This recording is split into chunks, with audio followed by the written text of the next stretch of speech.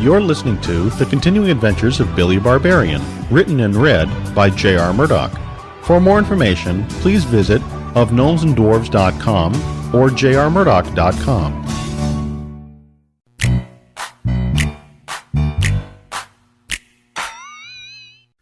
Celine ducked through a large opening that disappeared into what looked like an enormous closet. She must have gone in there to put on clothes now that someone else had shown up. Billy had a hard time grasping why she was so comfortable around him, but she must have spent a great deal of time alone with him. It was definitely something they'd need to talk about. Jack appeared in the doorway, his eyes wide and looking excited. He wore a shiny blue shirt and very clean white pants. He had on an odd hat, also blue, with a big feather in it. "Billy, are you awake?" "Hey, Jack," Billy said weakly. Jack ran and jumped on the bed. "Billy, you're awake! Man, you're a hero! You know that?" "He just Billy. He no hero." Phat strode slowly into the room. He wore his black outfit with the white trim. "Oh, come on, Phat. You know what Billy did. The whole city does. Billy, you're amazing. It took us an hour just to get through the crowd surrounding this building to get in here. All the papers are talking about you, and shouters all over town have been giving people updates as to how you're doing. The city's going to flip when they find out you're awake." Jack had spoken so fast, Billy couldn't be sure he took it all in. Celine had said something about a crowd around the building. Could those be the adoring fans? "Let's get you up so you can see for yourself. This is great." "Jack, it's not great," Phat mumbled. Jack slid his arms under Billy's and tried to lift him up, but was quite unsuccessful.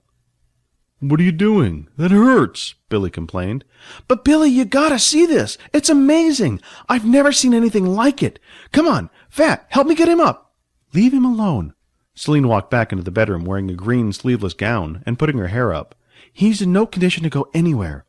I just want to take him over to the balcony so we can see all the people. I would never have believed it if I hadn't seen it. Come on, Billy." With Phat and Jack's help, Billy got to his feet. Each step proved to be pure agony. The cut in his calf had healed, but still pounded with pain as he stepped on it. All his muscles protested his every movement, and all he wanted to do was lie back down. But Jack wasn't taking no for an answer, despite the berating he got from Celine. The sun felt wonderful, and as soon as Billy felt it on his skin, he stopped and closed his eyes. He just wanted to soak it in for a moment.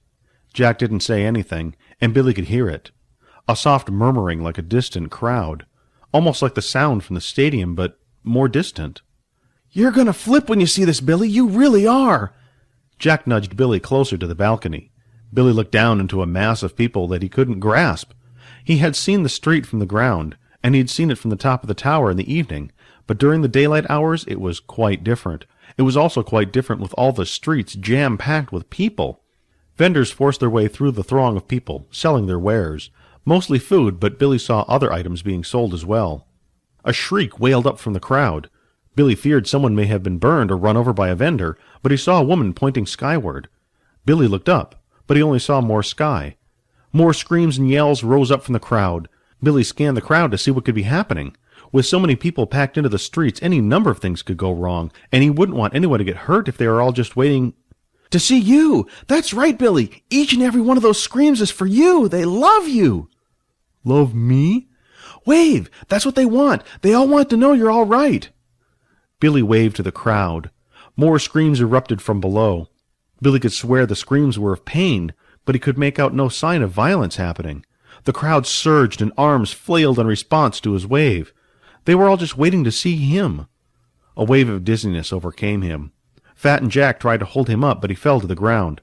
"I told you this wasn't a good idea. You'd better hope he's not hurt. If he is, I'm fine," Billy mumbled. "Oh, Billy." Celine leaned down and kissed Billy. "See? He's fine. He's just a little beat up, but he's a tough one. You don't need to worry about him." Billy's vision cleared enough for him to see Celine cast an evil glare at Jack. "Fine. Get him up and put him in the chair at the desk." Jack's face appeared in Billy's. "Hey, buddy, can you get up? Let's get you over to that chair." Billy struggled, again with Jack and Phat's help, to get into the chair. Celine put a glass of water in his hand and a chalky white tablet. Billy drank the glass of water. He hadn't realized just how thirsty he had been. He rolled the tablet between his fingers. "What's this?" "Seth gave me a bunch of those. They're to help you sleep and take away the pain." Take his pain away? Help him sleep? Pain defined a barbarian, gave him his edge. That must be why he was so groggy, these pills. Billy looked at it and tossed it out onto the balcony. I won't be needing those anymore. Jack smiled and laughed. See, I told you he was a tough one. Billy, Celine said sternly, Seth said you needed to take all of the pills. I really don't want to go to sleep anymore. I'd quite like to eat. Phat, why don't we go to your place and get something? The food was really quite good. Phat's eyes widened. My place? Are you kidding? It's been full ever since people find out I know you. We no get in there. But you own the place, Jack said. What do you mean? I mean, there's so many people we no get in. I lucky to get out. Getting in much more difficult. Celine sat on the desk and crossed her legs. If Billy wants to eat there, I think we should eat there. The only trouble would be getting him there. The streets are jammed, and there's no way they'll let him just walk out there without mobbing him. Don't you have a dragon that can fly us there? Jack asked. Celine thought for a moment. No, Ateo sort of took off with it. But we may be able to call Stump and see if he can fly us there. I know he's busy, but he'd be quite happy to know Billy's awake. Perhaps he can take us there.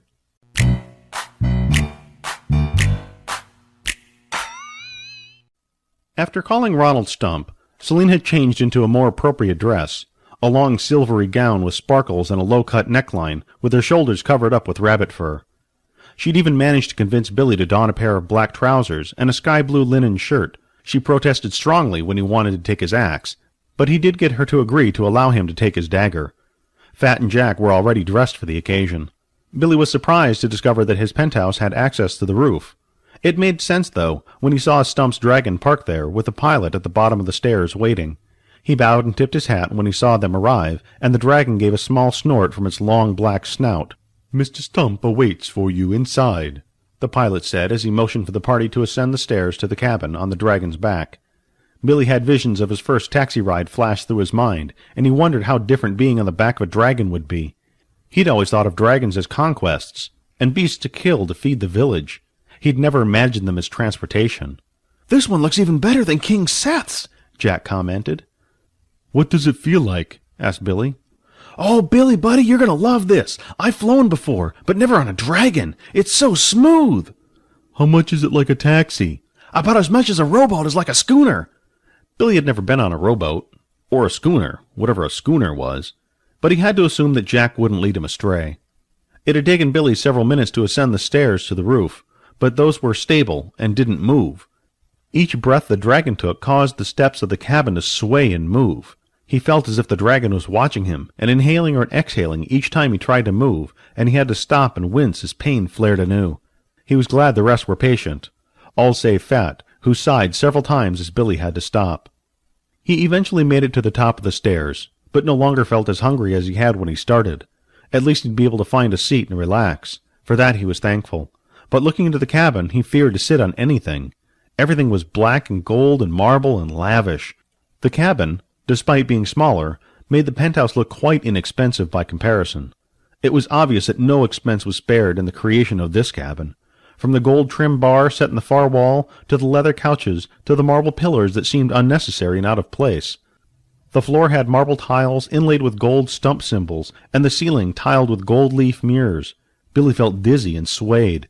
Jack caught Billy's arm. "Easy there, big fella. Let's get you sat down." Billy allowed Jack to help him to one of the couches. Though soft and cushiony, his body rebelled at being lowered down. His muscles throbbed and his bones hurt. He wished he could appreciate the lavishness of the cabin, but all he could think about was pain. And food. Food. That was it. He had to keep his mind on food. If he concentrated hard enough, the pain ebbed slightly, and he could... Celine placed her hand on Billy's leg as she sat down. Billy grimaced and sucked air through his teeth. "I'm sorry," she said, and quickly pulled her hand away. "I really think you should stay here and rest." "I've rested enough. I'll get better quicker if I'm out and about. Barbarians always ride home after a battle, or they get left behind." That wasn't so true, but he didn't want to stay in Iman's place. He just couldn't think of an easier way to get out of there. At least, for a little while he'd be out. He could almost feel Iman's evil rubbing off and staining his very being. He didn't like it, not one bit. "Billy, it's good to see you're up and about. Is there anything you need that hasn't been gotten for you yet?" Billy looked up to see Stump walk into the room from a back room, flanked by Carolyn and Jorge, all three impeccably dressed. The cabin, now that Billy looked around, could have a couple more rooms. How much could something like this cost, and why would Stump need anything like a dragon to carry him from place to place? Walking was good enough, wasn't it? No, I'm okay. Billy's voice sounded weak as he spoke. Don't trouble yourself for anything. I'm flipping the bill here. You just sit back and relax as much as you can. I'll be honest with you, Billy. I didn't think you'd pull through. Seth must have worked some powerful magic to keep you around. Either that, or you're a hell of a lot stronger than I've given you credit for. Being that King Seth wanted to keep you out for 2 weeks, not just one, I'd say I was wrong. Billy nodded as Mr. Stump sat down.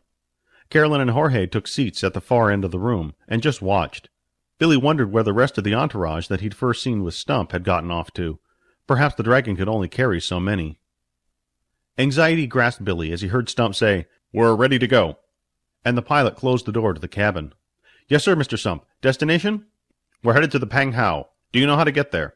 The pilot looked confused. "Sir? Are you sure you want to go there?" "I've heard stories." "Yes, I'm sure I want to go there," Stump said firmly and cocked his head toward Phat, who sat with his arms crossed and a defensive look on his face. "Yes, sir. My apologies," said the pilot, and he disappeared through a hidden door. Billy felt his stomach jump into his throat as the dragon stood and leapt off the tower. "This is the best part of owning a dragon. Not everyone can handle the takeoff, but I love this part." Billy felt sick. Suddenly food didn't sound like such a good idea. Every muscle in his body tensed, raged, relaxed, then repeated the process, causing his nausea to worsen. Now he did want to be back in the penthouse, resting and relaxing. He could see the buildings speeding by as they shot downward like a rain of arrows on an enemy. He felt Celine's hand grip his as the dragon leveled out, smashing them all to their seats. He started breathing again. "Just relax," she whispered in his ear. "We'll be there in no time." Just as Celine promised, they landed on the roof of the Phat Cao only minutes later. Though stiff and sore, Billy couldn't get off the dragon quickly enough. Perhaps Phat had a room that would be safe to sleep in when the rest went back to the penthouse. Perhaps, but Billy knew he couldn't count on that. Phat's sour expression had never changed during the short trip. "I don't think I've ever eaten here," Stump said as he got off the dragon, followed closely by Carolyn and Jorge. Carolyn said in a flat tone, "No, you have never eaten here." Ronald laughed. "Thanks. Come on, everyone, let's eat. I called ahead and had them clear a room for us." "You what?" Phat blurted, his body jerking to a halt. He spun and looked angrily at Stump. "I called ahead. I figured with Billy's celebrity, we could use a private room." "You call my staff? Why you no tell me, so I call? You make me look like idiot." Phat waved his finger in Stump's face. "You know, you might want to stop doing that." "Why I stop? You give me one good reason why I stop. This is my place. I do what I like here. Your brother gone now. I no have to listen to anyone." Stump held up his hand to stop Phat's tirade, but put his hand inside his robe. He pulled out a document. "I wanted to save this for later, Phat. You see, Iman, being my brother, had to turn over all his assets to me." Phat's eyes widened. "I know how he's treated you, and how difficult he's made it for you to own your own place. Iman Stump used the Stump name and preyed on innocent people. Now, I can't do this for everyone he's wronged, but I know he's done more to you over the years than any of us would care to know. So, Phat, if you'll allow me, I'd like to present you with this. The deed to the Phat Cao."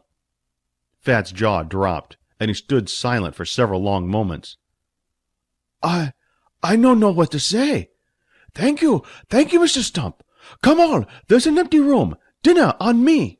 Before anyone else could move, Phat raced inside and started barking orders to the staff, as well as placing orders for food. Billy was just happy to be out of the penthouse, and now off the dragon.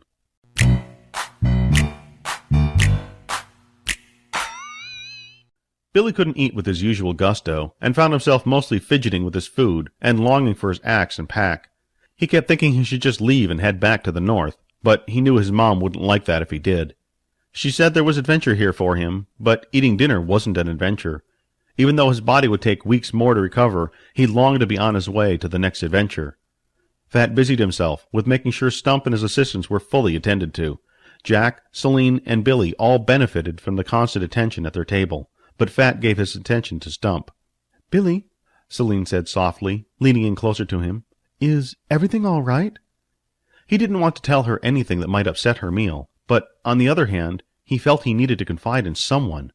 Tell her all his heart's desires. Could he tell her that he just wanted to get up right now and walk out? He didn't even know what she wanted of him. Was she somehow tied to him because he saved her life? Was he now tied to the city because he saved the city? She patted his hand. "We can talk later. It's been a few days since you've had solid food. Perhaps that's why you're not hungry. Just try to relax." Billy smiled at her and remained silent. Perhaps he could tell her another time. When they were alone, he wondered, would she listen? She was a famous singer, even in the North. She was a powerful person. He didn't deserve such attention, did he? Was doing his job worthy of all this attention? Looking at the rest of the table, he saw smiling faces. People who were happy and comfortable where they were and who they were with. Billy barely knew any of them, yet they all seemed to trust him fully and openly. They welcomed him in their group and saw to it that his recovery went well. Billy could feel the caring from these people in a way he hadn't felt since leaving home, in a way he'd only known from his family. Did his mom want this to become his new family? A family with which to share his adventures? Mr. Stump clanged his fork on a drinking goblet. "I wanted to take a moment to extend, yet again, another thank you to Billy, for everything you've done for Celine, for me, and for the city of Sethopolis." Billy stood, shakily, as the rest cheered. They quickly quieted down. "Thank you all for everything you've done for me. I guess." Billy cleared his throat. "I guess I'm just a bit overwhelmed. I don't know what to say. Thank you, I suppose. I've never had so much attention. Unless you count that time the Horde was chased out of Lankstania back some years ago, but that was a different kind of attention. This I'm not used to. I'm used to doing my job, and that's it. What I'm trying to say is that I really appreciate all this attention, but I don't think it's for me." He looked down at Celine, to Jack and Phat, to Ronald and his assistants. "I really didn't expect this when I came to the city. I expected to find adventure, but on my own terms. Mr. Stump, that penthouse is really nice, but it's a place where someone like Celine should live. Not me. I'd be just as happy living in a root cellar as to that place. Celine, you're beautiful and everything, but you scare me with the attention you give me. I don't know that I'm ready for that. Jack, Phat, you two have lived in the big city for a long time. I haven't. I don't know that I could keep up with you two and all you do. I've always done things alone, and I guess that's the way I'd like to keep things." Billy's balance faltered. Someone caught him from behind. "Sorry I'm late, everyone. I had some things to attend to. Looks like I got here just in time." Above his head, Billy saw the grinning maw of Phil. Phil lowered Billy into his chair, then took up a seat beside him. The rest sat in stunned silence. "Billy, I know what it's like to be an outsider. I'm as far outside as you can get. When I got here, it was all torches and pitchforks and cries of 'Kill the monster!' Of course, none of that did any good against my armored scales, but that's not the point. The point is, when I got here, I had nothing, and no one, so I can understand some of what you feel. But what you need to see, and are failing to see, is that people here care about you. They want to do things for you. All you need to do is ask. If you were to tell Mr. Stump that that penthouse is too extravagant, I'm sure he'd find something more suitable to your needs. If you told Celine things are moving too fast, though I can't imagine why you'd want to say something like that, I'm sure she'd understand. As for Phat and Jack, I'm sure they'd love to show you more of the city and help you get to know the places." Nods of agreement resounded from around the table. "You see there, Billy? These people are your friends, and in the city, when you're a stranger, those can be hard to come by, and having friends like these can help you get things you truly desire." That all made sense. Perhaps it was the pills Celine had been giving him that had somehow clouded his mind, and made him doubt what was in front of him. There was one person unaccounted for. "What about you, Phil?" "Me?" "You mentioned how any of the rest would be willing to help me, be my friends. What about you?" For the first time since Billy had met Phil, Phil looked nervous and worried. "That's not an easy question to answer, Billy." "I've got a long time to heal, and I'm not planning on getting back on that dragon anytime soon." All eyes at the table focused on Phil. "This is something I cannot share here, or now. Tomorrow's another day, and it will be a big day in Sethopolis, I assure you. Why don't you all meet me tomorrow at my store on the south end of town?" "Why?" "Because tomorrow I'll have something to show you, and to explain to you. Tomorrow I can answer all your questions, and not ruin the night with lengthy explanations and obscure instructions." Lengthy explanations? Obscure instructions? What did Phil mean by that? Billy wanted to ask, he really did, but his mind said sleep, and he had trouble keeping his head up. He felt Phil's arm catch him as he fell into a deep slumber.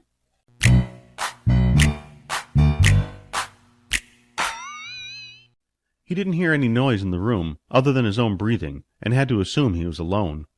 He stood up and bumped into something that went clattering to the floor. He turned, trying to avoid scattering shards, slipped on spilled water, and fell flat on his back. Billy! He heard Celine yell from the other room. Billy, are you all right? Billy's hands felt about his body, and he found he was dressed. Yes, I'm fine. Even though he said it, he could feel his head throbbing. The hard floor hadn't been so nice to his head. Light flooded the room, and Celine rushed to his side. Billy, are you sure? You should have called me. I would have opened the door to give you some light. Flowers and water had been scattered across the floor. Billy felt the back of his head. He had a lump. He had a headache. He had to get up. How long have I been asleep? Not long at all. I spoke with Phil a while ago, and he said to let you sleep. He's waiting for you, though, and said that when you get up, to come over to his store. Do you know what he needs to show us? Billy got to his feet. Celine helped, but she mostly got in the way of his standing. Billy credited the food for his renewed strength. His muscles felt better. His head, save the headache he now had, felt clearer. Getting up and out of bed had been the best thing for him, he was certain of that. Celine handed Billy a shirt and pants. I really don't know. Put these on, though. Phat and Jack are already here. Now that you're up, we should head over. Phil sounded as if he were in a hurry. But how are we going to get there? I really don't want to trouble Mr. Stump by flying in his dragon.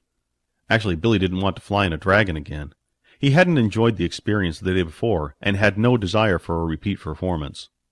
Oh, Ronald showed me where the tunnel entrance is. There's a transport that runs beneath the city that we can get to, and avoid the crowds surrounding the building. Surrounding? Oh, you don't know. Since everyone found out that you'd left the building yesterday, and are now awake, even more people have shown up just to get a glimpse of you. Billy sighed. He didn't want to be a spectacle. Going below ground sounded like a great idea, and a way to avoid all the attention. If he was to stay in the city, as both his mom and Phil had suggested, and the rest of his friends strongly advocated, he would have to get used to it sooner or later. For now, he preferred later. Well, Billy pulled on his shirt. Let's go. The underground tunnel proved to be interesting. Several small stations were located at the Stump addresses, and a trolley system pulled by albino lizards transported workers and residents from building to building. It wasn't the fastest means of travel, and Billy was thankful for that. Phat and Jack made sure that no one got too close to Billy or Celine. Billy felt quite silly having small guys like those two being his bodyguards, but they took the task quite seriously. Ronald isn't going to make it to whatever Phil is going to show us. He told Phil that last night when we left the restaurant, said Celine, as they got out at a building at the far end of the tunnel. Billy only nodded and followed the few people up the stairs. He enjoyed the chance to stretch his legs and work the blood back into his muscles. He knew he needed exercise, not rest, to get better, and he intended to get as much as he could, even if he was cramped up inside a penthouse. At the top of the stairs, Phat and Jack waited for the rest of the people to clear away. Then they led Billy and Celine across the lobby, a lobby that nearly matched the one in the tower where Billy now resided, and out the front door. Activity on the street was slow, and the sun had nearly gone down. Billy knew he'd slept most of the day away. He didn't like that, but there wasn't much he could do about that now. Quickly, Phat and Jack each grabbed Celine and Billy and pulled them across the street and into the Smith convenience store. This one, like the first and only one Billy had been in, looked exactly the same. The same shelves, the same store, the same goods, the same everything. Jack whispered loudly to Celine, Phil said he'd be downstairs and to clear the building. Phat and I have to take care of that. The stairs are over there. Jack pointed to a doorway on the far end of the store. You and Billy go down there, and we'll catch up to you. Celine took Billy's arm and led him to the door. She opened it, but Billy held it and allowed her to enter first. It contained a well-lit stairwell, so Billy didn't feel the need to investigate before allowing her to enter. She smiled up at him. Thank you, Billy. Then she stood on her tiptoes and kissed him. Billy flushed. At the bottom of the stairs, Phil waited, standing patiently with his arms crossed. His expression was somber and sad, at least as sad as it could be with dagger-like teeth protruding from his mouth. He offered them only a hint of a smile. Thank you for coming. I've already spoken with King Seth and Ronald Stump. They will not be able to make it. Are Jack and Phat clearing out the store? Yes, Celine said with a nod and took Phil's hand. What's this all about? You seem so melancholy. I've never known you to be like this. Please, Phil, is something bothering you? Is there something you need? Let's wait until Phat and Jack can join us. I'd prefer to tell you all together. Phil offered them a seat at the table. On it sat the 4 orbs that Billy, Phat, and Jack had gotten from Iman and used during their job. Phil had seemed quite interested in them when he'd seen them. Apparently this was to be a main point of discussion. Also on the table lay a scroll, bound with a black ribbon. At the far end of the room lay something huge, embedded in the wall, and covered over with a black curtain, or tarp, or something. Billy pulled out a chair for Celine, then took a seat himself next to her. It just felt right that he sit next to her, but he didn't know why. But it felt right and it felt good. He only twitched slightly when she placed her hand on his thigh. He didn't know if he should sit still, pull away, or just relax. He chose instead to stay tense and try to keep his eyes from bulging out too much. Phil gave a polite snicker. All clear, Jack said as he and Phat came down the stairs. Phil said nothing and motioned for them to sit down. What's all this? Please, sit down. I'll explain everything. Phat and Jack sat opposite Billy and Celine. Phil remained standing. Thank you all for coming. I've got some big news. I'm going home. Celine's jaw dropped. Jack yammered something. Phat looked confused, but Billy said the only coherent thing. Why are you leaving now? Phil motioned for everyone to quiet down. Let me explain everything. All of you know I'm not from here. By here, I don't mean Scythopolis. I mean from this planet. I'm actually stranded here.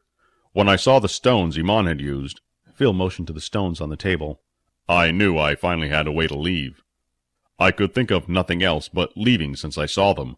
I can't say that it was an easy decision, but it's something I've needed to do for a long time.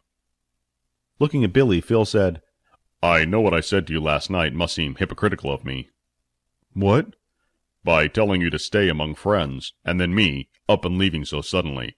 I want you to understand that I've been here for a long time, and I've always felt out of place. I don't belong in the city any more than I belong on this planet. Celine started to stand up, but chose to sit up straight instead. Phil, that's not fair. I've always tried to make you feel part of this world. But try as you might, Celine, I don't belong. I'm nothing like any of you physically, and there's so much I know that I can't tell you. Even telling you where I'm from, I've violated multiple laws that I might have to face when I return home. Celine cried, Then don't go! You must understand how I feel. People look at me in fear. They run away. They don't even try to understand me. I didn't. Billy, you are the first person I've met that hasn't. As for the rest of this world, I've never seen the same result. Though you try to make me fit in, Celine, the fact remains I am an outcast and always will be. This isn't where I belong. I belong among the stars, and is there I must now return. Tears streamed down Celine's face. Jack and Phat just sat dumbfounded. Phil picked up the scroll and looked at Billy. I thought long and hard what to do with this, Billy. At first, I thought I should hand this to you. Something to get you on your feet. Supply you with anything you might need. But after your speech last night, I know it's not what you'd want me to do. You wouldn't want me to think of you first, because you're not comfortable with people doing that. Phil turned and faced Jack, and handed him the scroll. Jack, this is the deed and ownership of all my land and all my stores. I want you to carry on the chain as if you were me. Go out to the public. Declare your right. You'll never have to work for anyone again. Ever. Jack's jaw remained dropped as he held the scroll like a delicate infant, not wanting to wrinkle the paper. I'm the smith now? Me? Phil laughed heartily. Jack, it's all yours. Run it well. But what about you? You're just leaving then? Billy asked. Yes, Billy. Just like that. I must. If I delay at all, I fear I may change my mind and stay. Then stay, Celine snapped. I've told you I cannot. I've overstayed as it is, and now that I have the means, I must go quickly.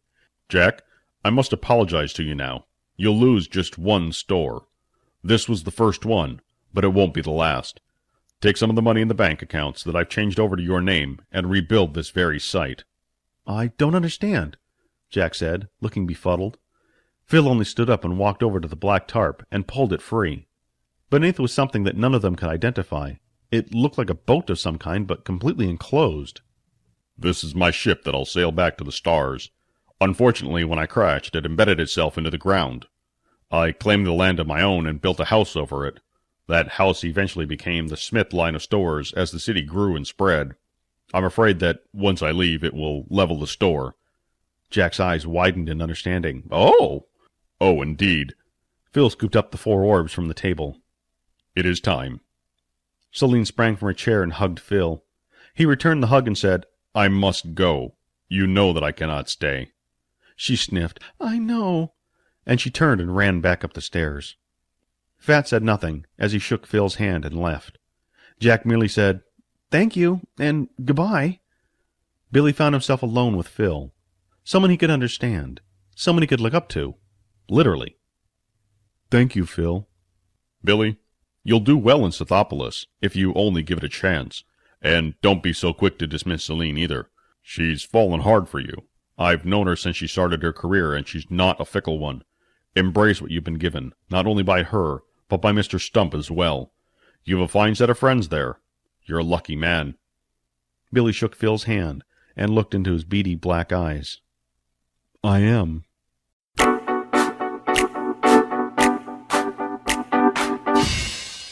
Thank you for taking the time to listen to The Continuing Adventures of Billy Barbarian.